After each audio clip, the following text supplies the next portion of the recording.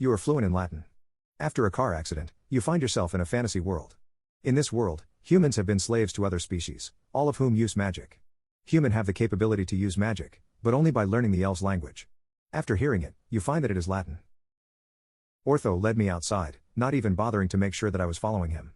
My feet dragged and I found myself looking at the strange building. I felt both exhausted and wired, and could hear the blood rushing through my ears. I could run.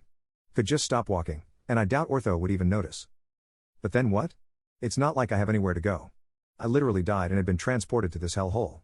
I didn't know where I was, or how far the town I was in extended. Say I ran, then what? I didn't know what plants were edible, I didn't know how to hunt. I'd be dead in no time. How quickly depended on if there were things in this world that could kill me or if I'd starve to death. So I kept walking, following the ugly puce-colored orc to my new home. The archives. I shook my head, disgusted at myself. Had I not wished for just that before my assessment had started? Yet here I was, voiceless. I still could not fucking believe that in whatever weird fantasy world I'd ended up in, Latin was the magic language. I could have just let Yona assess me, sent me on my way, and experimented with magic on my own, but oh no. Not me. I had to try to use it immediately, and get my voice stolen. I rubbed my neck subconsciously, while glaring at Ortho. At least Yona had stopped him from cutting my tongue out. As we walked between a series of the stone buildings with tree buildings butting up in every space between, I wondered where exactly the archive was. Down one street, then another, elves, dwarves, and orcs all glared at me. There were only a handful of humans, each staring at their feet as they walked, focused only on the task they were set upon. I wanted to tell them that they too could use magic, if only they spoke the correct language, but I did not have a voice to tell them with. Not that it mattered, each of them looked like they'd made peace with their lots in life, and would have ignored me anyways. After nearly 10 minutes of walking, if I was to be any judge, it wasn't like I had to watch anymore. We finally arrived at our destination. It was another of the floating cavern buildings, and easily the largest I could see. Story after story rose defiantly from the ground, daring gravity to have any effect on it. There were also no windows, or even doors that I could see. The claustrophobe within me shuddered, but I continued to follow Ortho. He walked right up to the stone, and for the first time since I'd landed in this strange world, I heard an unelf use magic. Open, he said to the wall, and a section seemed to shimmer for a second.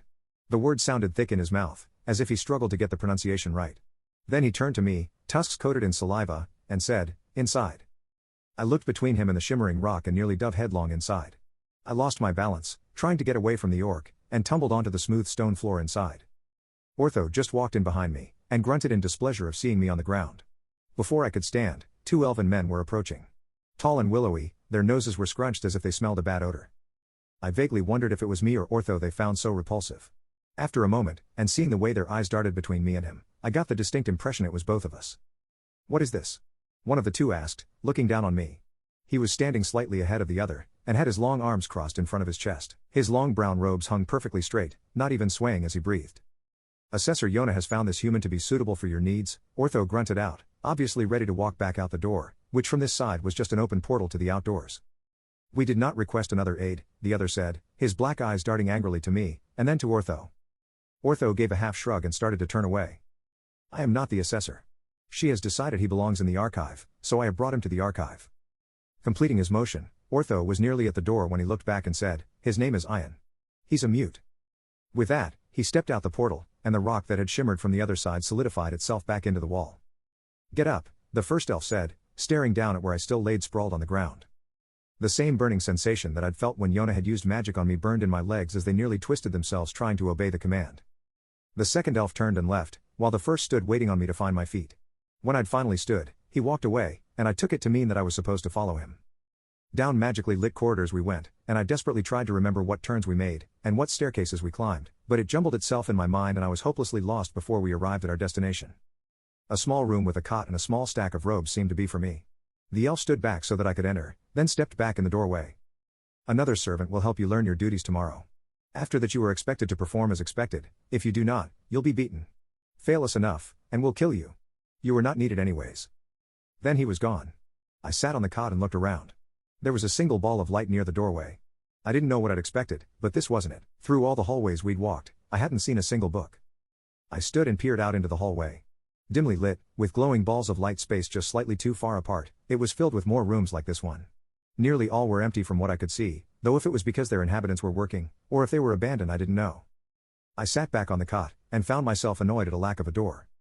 Then I laughed, or I tried to, but no sound came forth other than a breathy grunt. Here I was, annoyed at the lack of a door, when the night before I'd been sleeping in a barracks-type room, filled to the rim with people. I shook myself once more, then laid down on the small cot. It was narrow, with my arms just resting by my sides without them falling off, but long, much longer than it perhaps needed to be. Elves were tall of course, but I had a good 2 feet of spare room in that direction. It was stiff, and as I rolled to my side, I could hear the wood it was made of creak in complaint. But it didn't matter. I was tired, and being knocked unconscious aside, hadn't slept well in days. Longer even. Not since I'd died. So as I lay there, eyes closed and arm tucked under my head as a pillow, I drifted off to sleep, unworried of who or what would wake me next. When I woke up next, I momentarily forgot where I was. The light, not bright enough to be bothersome in sleep, cast strange shadows in the small room. It took a few groggy-eyed blinks to figure out that the shadows were coming from a figure standing at my feet. Another human, dressed in robes similar to the ones the elves had worn, but less adorned and the material far more coarse. I said, "Get up." The woman, for the figure had resolved itself into a woman, said for what must have been at least the second time. I sat upright, staring at her. She was older, perhaps nearer in age to my mother than myself, plump and steel-haired. She was looking down at me in displeasure. "Get dressed. We'll be late to breakfast if you don't get a move on," she said, folding her arms. I stood and looked around, seeing that I'd kicked my own set of robes onto the floor as I slept. I grabbed them, and they hung limply in my hand as I looked at her once again. She showed no intention of leaving, nor could I ask her to. With a sigh of embarrassment, I turned my back to her and quickly stripped of the clothes I'd worn since I'd first arrived, and pulled the robes over my head.